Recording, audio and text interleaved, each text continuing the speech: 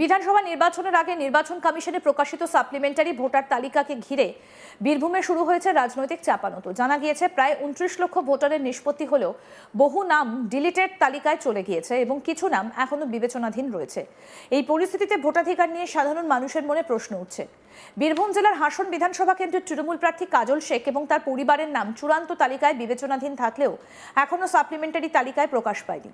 এই নিয়ে রাজনৈতিক মহলে জল্পনা তৈরি হয়েছে। কাজল শেখ জানিয়েছেন তিনি আদালতের ওপর পূর্ণ আস্থা রাখছেন এবং আশা করছেন বাকি নাম শীঘ্রই প্রকাশিত হবে। কি বলেছেন কাজল শেখ, আসুন শুনি আগে। কিছু নাম বেরিয়েছে, বাকি আরো কিছু নাম বাকি আছে। আমিও আছি, পঞ্চায়েত সমিতির সভাপতি ছিল, জেলার মহিলা নেতৃত্ব বলছে মানুষ আছে, পরবর্তীদের মধ্যে এসে যাবে। আদালতের প্রতি আমাদের পূর্ণ আস্থা, বিশ্বাস, ভরসা আছে, পরবর্তীদের মধ্যে নাম এসে যাবে। অন্যদিকে বিজেপি নেতৃত্ব এই ইস্যুতে রাজ্য সরকারের ভূমিকা নিয়ে প্রশ্ন তুলেছে। তবে নির্বাচন কমিশনের চূড়ান্ত তালিকা প্রকাশ না হওয়া পর্যন্ত পুরোপুরি পরিস্থিতি স্পষ্ট হবে না বলেই মনে করা হচ্ছে। এই বিষয়ে বিজেপির জেলা সভাপতি উদয় শঙ্কর ব্যানার্জি কি বলছেন শুনব। দেখুন, আজকে যে ভোটার লিস্ট বেরিয়েছে সংশোধনী, তো সেখানে শোনা যাচ্ছে যে হাসান বিধানসভার প্রার্থী মমতা ব্যানার্জির কাজল শেখ, ওনার নাম নেই। তো নাম নেই, তো তাতে ভারতীয় জনতা পার্টি কি করবে? এটা তো ওনারই সরকারের লোকজন, ডিএম থেকে শুরু করে এসডিও থেকে শুরু করে বিডিও থেকে শুরু করে বিএলও পর্যন্ত ইলেকশন কমিশনের পার্ট। তো স্বাভাবিকভাবে এই সরকারের দায় নিতে হবে। সরকার দায়ী, রাজ্য সরকারের, তৃণমূল কংগ্রেসের যে সরকার চলছে, সেই সরকারেরই এই সমস্ত অফিসারগণ, রেজিগনেশনের যে চেয়ার, সেই চেয়ারের লোকজনই হচ্ছে ইলেকশন কমিশনের পার্ট, এবং সুপ্রিম কোর্টের নেতৃত্বাধীনে এটা চলছে। তো ভারতীয় জনতা পার্টিকে কালিমালিপ্ত করার কোনো চক্রান্ত সাধারণ মানুষ মানবে না। আর এখানে ভারতীয় জনতা পার্টির দূর দূরান্ত পর্যন্ত কোনো ভারতীয় জনতা পার্টি ইলেকশন কমিশনকে চালায় না। এরা মূর্খের স্বর্গে বাস করছে। এরা তৃণমূল কংগ্রেস, ভারতীয় জনতা পার্টির ভূত দেখতে পাচ্ছে, রাত্রেবেলায় ঘুম ভেঙে যাচ্ছে, যে জল খাচ্ছে। আর বেশি দিন নেই, 26-এর নির্বাচন, তৃণমূলের বিসর্জন। বিজেপির নেতা নিখিল ব্যানার্জি বলছেন তারা আশাবাদী নন, তারা হাসন কেন্দ্রে জিতেই গিয়েছেন। এই এলাকার মানুষ সিদ্ধান্ত নিয়েছেন শান্ত এলাকাকে অশান্ত করতে দেবেন না। কাজল শেখ সন্ত্রাসের প্রতীক, তাকে ওই এলাকার মানুষ মানবেন না। কি বলছেন বিজেপি প্রার্থী নিখিল ব্যানার্জি, শুনবো। আজকে সকাল থেকে প্রচারে বেরিয়েছিলাম, তারপরে আজকে পূর্ব ঘোষণা মতো পার্টি অফিস উদ্বোধন ছিল তারাপীঠে কার্যালয়। এই কার্যালয় উদ্বোধন হলো, উপস্থিত ছিলেন মাননীয় জেলা সভাপতি উদয় শঙ্কর বন্দ্যোপাধ্যায় মহাশয়, এছাড়া বিভিন্ন এলাকার কার্যকর্তাগণ, আমাদের হাসন বিধানসভার এবং মণ্ডল প্রেসিডেন্ট, সবাই উপস্থিত ছিলেন। এখানে কি আগামী নির্বাচনের জন্য কাজকর্ম এখান থেকে করা হবে? এখানে এই অফিস থেকেই সব কিছু, হাসন বিধানসভার মূল অফিস, এখান থেকেই সব কিছু হবে। জয়ের প্রতি কতটা আশাবাদী? জেতার ব্যাপারে আমরা আশাবাদী নয়, আমরা অলরেডি জিতে গেছি। কারণ এখানকার সনাতন হিন্দু বাঙালি ও রাষ্ট্রীয়বাদী মুসলিমরা একযোগে সিদ্ধান্ত নিয়েছেন যে বহিরাগত প্রার্থী আমরা মানব না। এলাকার যারা প্রার্থী হওয়ার স্বপ্ন দেখছিল, যাদের ন্যায্য পাওনা, ন্যায্য অধিকার, সেই অধিকার কেড়ে নিয়েছে। সেই জন্য এই এলাকার মানুষ সিদ্ধান্ত নিয়েছে শান্ত এলাকাকে অশান্ত করতে আমরা দেবো না।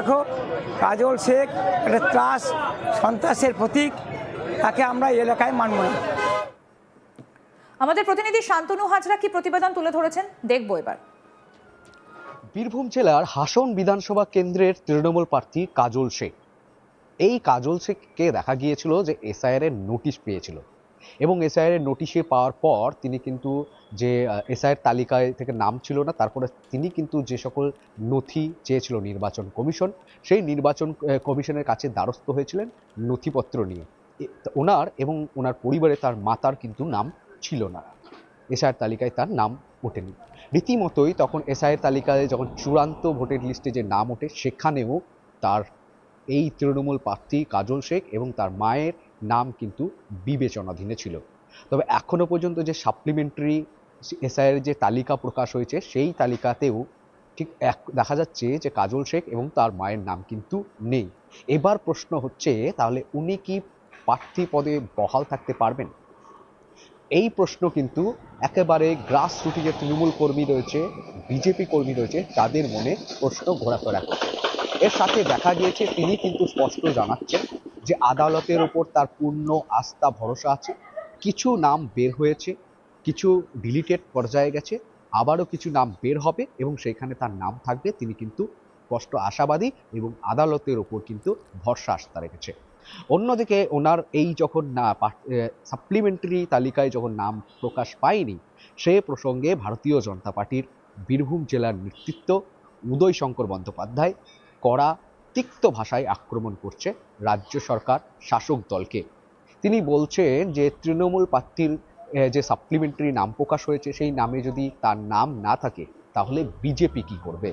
তিনি আরও বলছেন যে বিস্ফোরক একটি মন্তব্য করছেন যে বিএলও, বিডিও, ডিএম এই সমস্ত কিছুই তো রাজ্য সরকারের, তাহলে এই ভুল দায়ভার, এই সমস্ত কিছু ভুলভাবে ভরা যে দায়ভার, সেই দায়ভারের দায় কিন্তু রাজ্য সরকারের। একেবারে তিক্ত ভাষায় এমনটাই ভাবে আক্রমণ করছে। অন্যদিকে হাসন বিধানসভা কেন্দ্রের প্রতিদ্বন্দ্বী প্রার্থী, কাজল শেখের প্রতিদ্বন্দ্বী প্রার্থী নিখিল ব্যানার্জি, তিনি কিন্তু বলছেন যে এই যে কাজল শেখের নাম বিবেচনাধীন রয়েছে তাতে আমাদের কোনো যায় আসে না। আমরা মা তারার পুজো দিয়ে প্রচারে নেমে পড়েছি, আর প্রচারে নামার পর থেকে গ্রাসরুটে চরমভাবে আশাবাদী।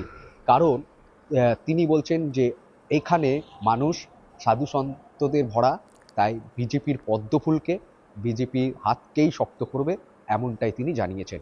তবে এই সাপ্লিমেন্টারি কাজল শেখের নাম না থাকায় রাজনৈতিক চাপানুতোর কিন্তু বীরভূম জেলায় তুঙ্গে উঠেছে।